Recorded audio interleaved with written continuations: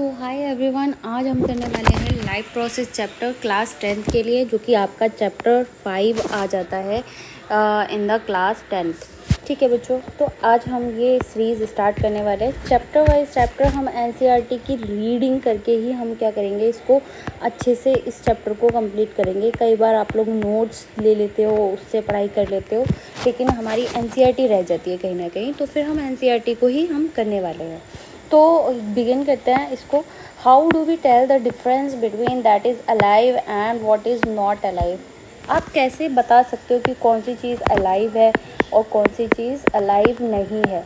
तो बेटा इसके कई सारे सिंबल्स होते हैं, जैसे कि एनसीईआरटी कहती है कि अगर हम किसी डॉग को रनिंग करते हुए देखते हैं, काऊ को कुछ खाते हुए देखते हैं चूइंग कर्ड, और a man shouting loudly on a street या फिर हम किसी आदमी को स्ट्रीट पे चीखते हुए देखते हैं, we know that these are living beings. तो बेसिकली लिविंग बींग्स के बहुत सारे क्या होते हैं, हम बहुत सारी चीज़ें पता लग जाती हैं। वॉट इफ़ द डॉग और cow of the man were asleep. Asleep का मतलब क्या होता है बेटा, अस्लीप का मतलब होता है कि कोई सो रहा है। ठीक है, ये तो सारे हमने कैसे देखे कि अगर कोई इंसान एकदम एक्टिव परफॉर्मेंस कर रहा है तब हमें ये सारे एग्जाम्पल हम देख सकते हैं। लेकिन अगर कोई इंसान सो रहा है, ठीक है, तो हम कैसे पता लगाएंगे कि वो जिंदा है या अलाइव है। तो we see them breathing and we know that they are alive. तो हम सबसे पहले हम कह सकते हैं कि अगर किसी व्यक्ति को हम कहें कि कौन अलाइव है कौन नहीं अलाइव है, तो उसका हम कैसे पता लगा सकते हैं। उसका पता लगा सकते हैं हम इस चीज़ से। कोई अगर अलाइव है तो उसको हम कैसे पता लगा सकते हैं कि वो ब्रीद कर रहा है, ब्रीदिंग। इफ़ अगर वो सो भी रहा है, अगर वो स्लीप भी कर रहा है, तब भी हम बता सकते हैं कि वो क्या है, जिंदा है और वो क्या कर रहा है, ब्रीदिंग कर रहा है। ठीक है, आगे बढ़ते हैं। What about plants, how do we know that they have leaves of colour other than green. कह रहे हैं कि प्लांट का कलर जो होता है बेटा क्या होता है, ग्रीन कलर का होता है। प्लांट की जो पत्तियां होती है वो क्या होती है, ग्रीन इन कलर होती है। तो हम कैसे बता सकते हैं कि वो क्या है, वो अलाइव है और नहीं अलाइव है। ठीक है, अगर कोई और कलर की, अगर मान लीजिए हमें रेड कलर की या फिर हमें ब्राउन कलर की कोई लीव दिख जाती है या फिर हमें इस कलर की लीव दिख जाती है, तो हम कैसे पता लगाएंगे कि वो अलाइव है और नहीं। They grow over time so we know that they are alive, some will say. यानी कि हम कह सकते हैं कि ग्रोथ के लिए हम बेसिकली हम बोल सकते हैं कि अगर कोई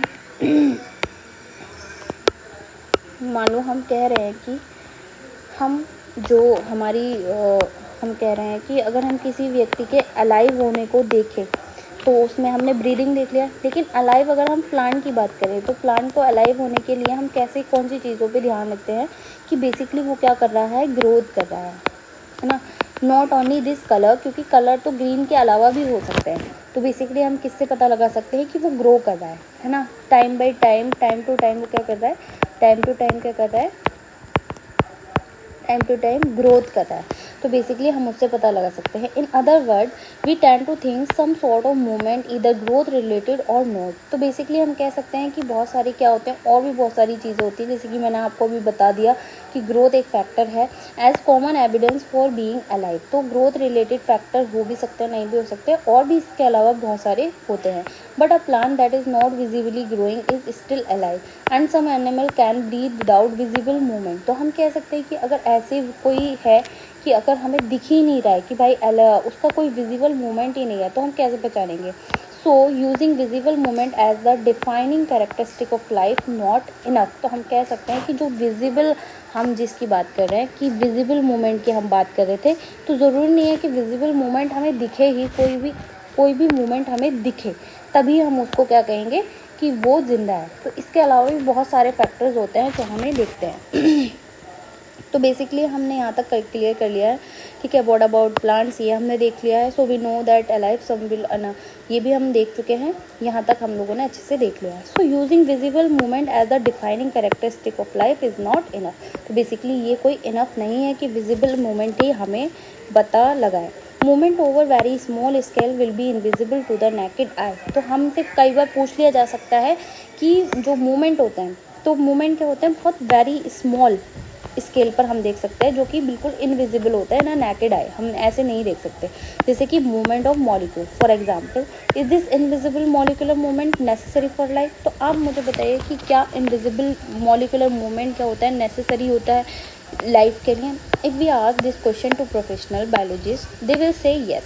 तो बेसिकली हम कह रहे हैं कि in fact virus do not show any molecular movement in them until they infect some cell, and they are particularly why there is controversy about whether they are truly alive or not। तो basically जो हम molecular movement की बात कर रहे हैं यहाँ पे, कि जो मॉलिकुलर मूवमेंट होते हैं, तो इस टाइप के मॉलिकुलर जो मूवमेंट होते हैं बेसिकली ये हमें नेकेड आई से दिखाई नहीं देते हैं। और इस टाइप के मॉलिकुलर मूवमेंट हमारी बॉडी में बहुत सारे होते हैं in form of reactions, in form of chemical reaction की फॉर्म में ये सारी चीज़ें हमारी बॉडी में होती हैं।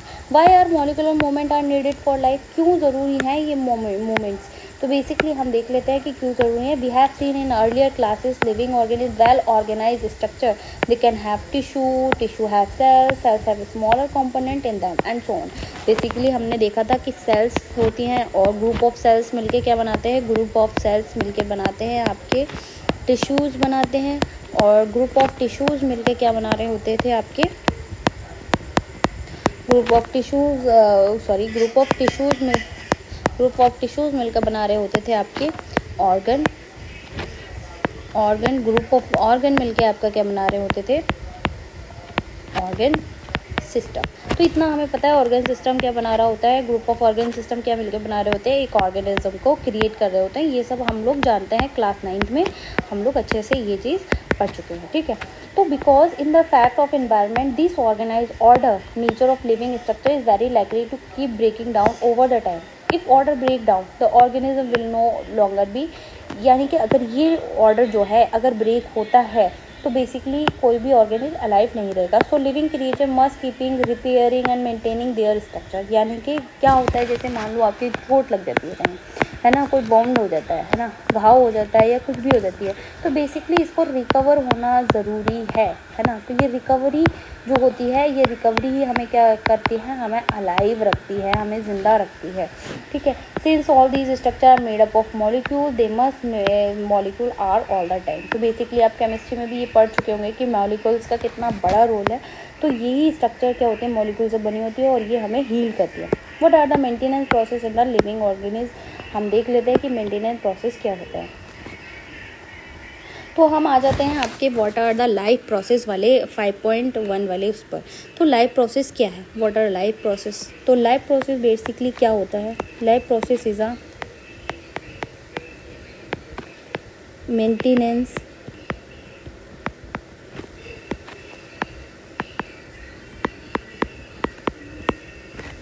Function of life. तो basically maintenance function of life जो होते हैं वो क्या होते हैं, आपके लाइफ प्रोसेसेस में आते हैं। तो maintenance function of living organism must go on even when they are not doing anything particular. अगर कुछ भी नहीं कर रहे हैं, यानी कि एनीथिंग पर्टिकुलर, मान लीजिए आप क्या कर रहे हैं, सिर्फ क्लास में, अगर हम कहें आप क्लास में क्या कर रहे हैं, सिर्फ स्लीप कर रहे हैं, या फिर आप सिर्फ स्लीप कर रहे हैं, या फिर हम कह सकते हैं कि आप सिर्फ सिटिंग, यानी कि बैठे, सिर्फ आप सिटिंग कर रहे हैं, या फिर आप सिर्फ सोच रहे हैं, थिंकिंग, है ना। तो कह सकते हैं कि even if you are not doing anything particular, तब भी हमारी क्या हो रही होती है, the maintenance job has to go on. तो जो भी मेंटेनेंस फंक्शन हो रहे होते हैं वो चल रहे होते हैं। The process which together perform the maintenance job are life process. तो ये इसकी क्या है, एक डेफिनेशन हो सकती है, डेफिनेशन है बेसिकली, है ना। तो हम कह सकते हैं कि जो maintenance function of the life होते हैं उनको हम क्या कहते हैं, उनको लाइफ प्रोसेस बोलते हैं, ठीक है। एक बार देख लेते हैं कि हम किन चीज़ कौन से मेंटेनेंस फंक्शन लाइफ प्रोसेस के होते हैं, ठीक है। लाइफ प्रोसेस के कौन से मेंटेनेंस फंक्शंस होते हैं। तो कौन से होते हैं बेटा, जल्दी से एक बार देख लेते हैं। जैसे कि न्यूट्रिशन की बात करते हैं, जिसमें हम फूड क्या करते हैं, इनटेक करते हैं, ये आप सब लोगों को पता है। फिर होता है हमारा डाइजेशन डाइजेशन आ जाता है, एक हमारा रेस्पिरेशन होता है, इसी में हमारा एक ब्रीदिंग भी होता है जिसमें ये फूड क्या होता है, ब्रेक डाउन होता है। दूसरा हम कह सकते हैं एक्सक्रीशन होता है, ठीक है। रिप्रोडक्शन भी होता है but not necessary, but reproduction basically is not a maintenance process में आता है। अगर ये नहीं भी होगा तो भी हमारी लाइफ क्या चलती रहेगी, बढ़िया से चलती रहेगी। बस ये प्रोसेसेस अगर होंगे अच्छे से तो हमारी लाइफ ठीक है। इसके अलावा हम कह सकते हैं ट्रांसपोर्टेशन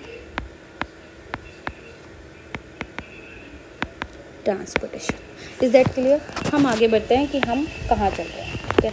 नेक्स्ट प्रोसेस में हम देखेंगे कि maintenance process are needed to prevent damage, break down energy needed for them. This energy come from the outside the body individual source, so there must be gone transfer source of energy from food to body of the organism which we call food. Basically अभी मैंने आप लोगों को पीछे बताया कि nutrition भी एक लाइफ प्रोसेस का पार्ट है, मेंटेनेंस जॉब करता है। न्यूट्रिशन में हमें क्या मिलता है, बेसिकली हमें फूड मिलता है। और फूड क्या होता है, रेस्पिरेशन के थ्रू क्या होता है, रेस्पिरेशन में जो भी हमें क्या मिल रही होती है, जो भी हमें ऑक्सीजन मिल रही होती है। तो जो हमें ऑक्सीजन मिल रही होती है उस ऑक्सीजन से हमें क्या मिलती है, एनर्जी मिल रही होती है, ठीक है। इस एनर्जी जो ऑक्सीजन की प्रेजेंस में ये फूड क्या होता है, ब्रेक डाउन होता है। और ब्रेक डाउन होने के बाद क्या मिलती है, हमें एनर्जी मिलती है। और इस एनर्जी से हमारे मेंटेनेंस फंक्शन क्या होते हैं, मेंटेनेंस फंक्शन जो भी होते हैं वो क्या हो रहे होते हैं, मेंटेनेंस फंक्शन जो भी होते हैं वो हम अच्छे से परफॉर्म कर पाते हैं, ठीक है। हमारी बॉडी को इसकी क्या होती है, नीड होती है, हमारी बॉडी को इसकी बहुत ज़्यादा नीड होती है, जैसे कि आप लोगों को पता ही है, ठीक है।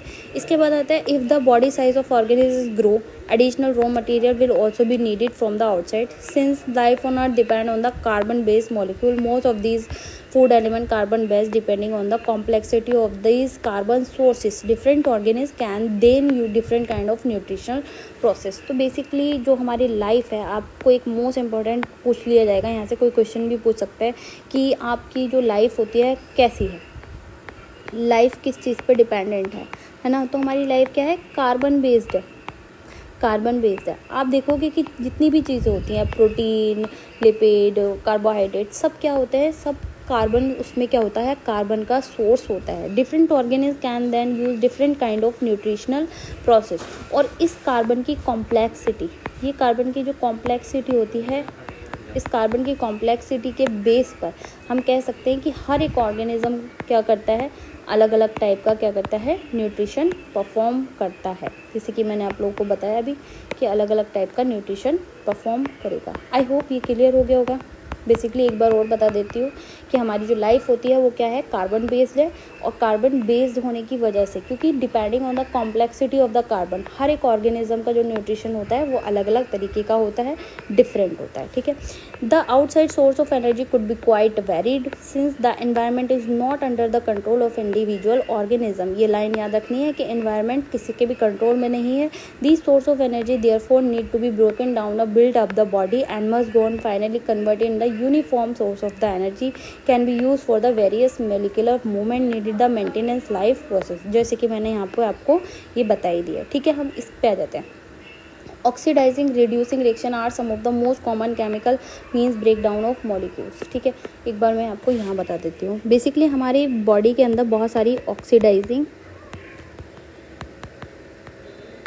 रिड्यूसिंग रिएक्शंस होती है, ठीक है।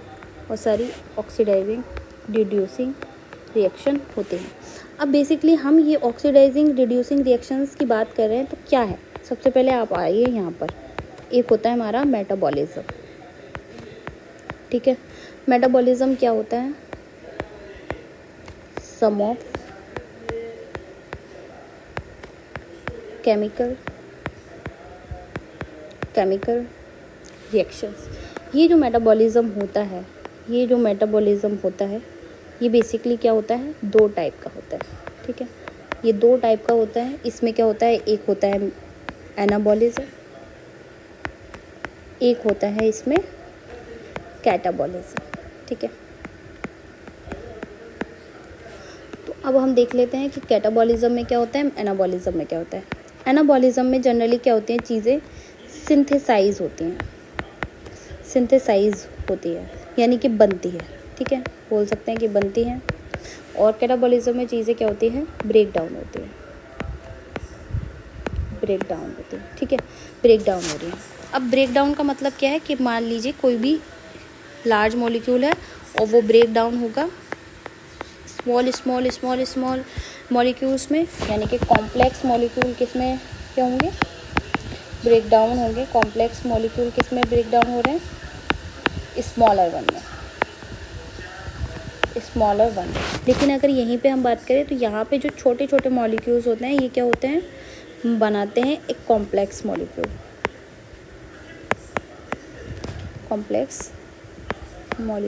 ठीक है। यहाँ पे क्या है, स्मॉलर वन। ऐसे में यहाँ पर एनर्जी क्या होती है, ऐसे में यहाँ एनर्जी क्या होती है, यहाँ एनर्जी हमारी लगती है, यानी कि एनर्जी हम यहाँ पे इन्वेस्ट करते हैं और यहाँ पे हमें एनर्जी क्या मिलती है, एनर्जी यहाँ पे रिलीज होती है, ठीक है। तो यहाँ पे ये चीज़ समझ में आ गई होंगी। इन्हीं को हम ऑक्सीडाइजिंग रिड्यूसिंग रिएक्शन कहते हैं। ऑक्सीडाइजिंग रिएक्शन मतलब जहाँ पे ऑक्सीजन आ जाए, और रिड्यूसिंग मतलब जहाँ पे ऑक्सीजन का लॉस हो जाए, ठीक है। आई होप यहाँ तक क्लियर हो गया होगा। इसके बाद हम देख लेते हैं, in the case of single celled organ no specific organ for taking in food, exchange of gases, removal of waste may be needed to because of the entire surface of organ is in contact of the organism. जैसे कि यहाँ पे भी बोला जा रहा है, जैसे कि हमारे पास क्या होती है, मान लो ये क्या है, एक अमीबा है, इसकी एंटायर सरफेस जो है इसकी क्या है, एनवायरनमेंट के कांटेक्ट में है। और यहाँ पे कौन सा डिफ्यूज़न हो रहा है, सिंपल डिफ्यूज़न के थ्रू ये क्या करती है, सिंपल डिफ्यूज़न के थ्रू यहाँ से गैसेस का क्या हो जाता है, गैसेस का ट्रांसपोर्ट हो जाता है, यानी कि O2 आ सकती है और CO2 जा सकती है।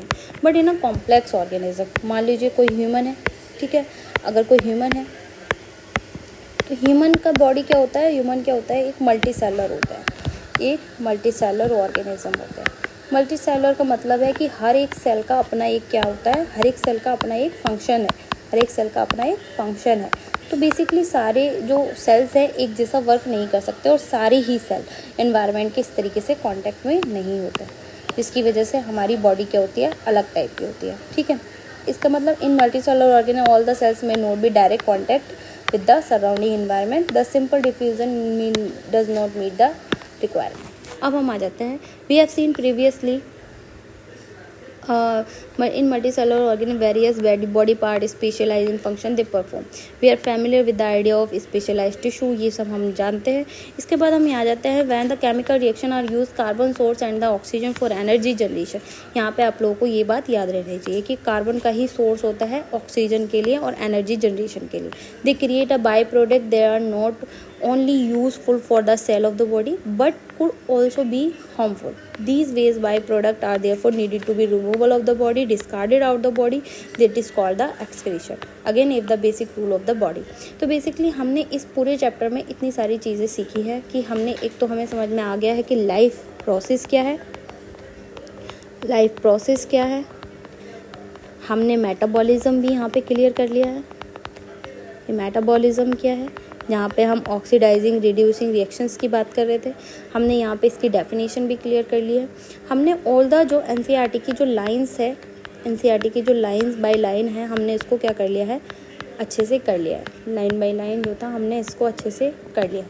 जितनी भी चीज़ें हम आगे चल के इस नेक्स्ट जो टॉपिक हम करेंगे, नेक्स्ट टॉपिक में हम लोग न्यूट्रिशन करेंगे, ठीक है।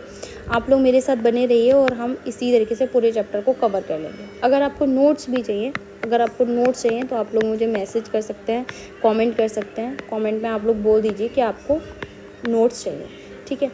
Thank you, bye bye.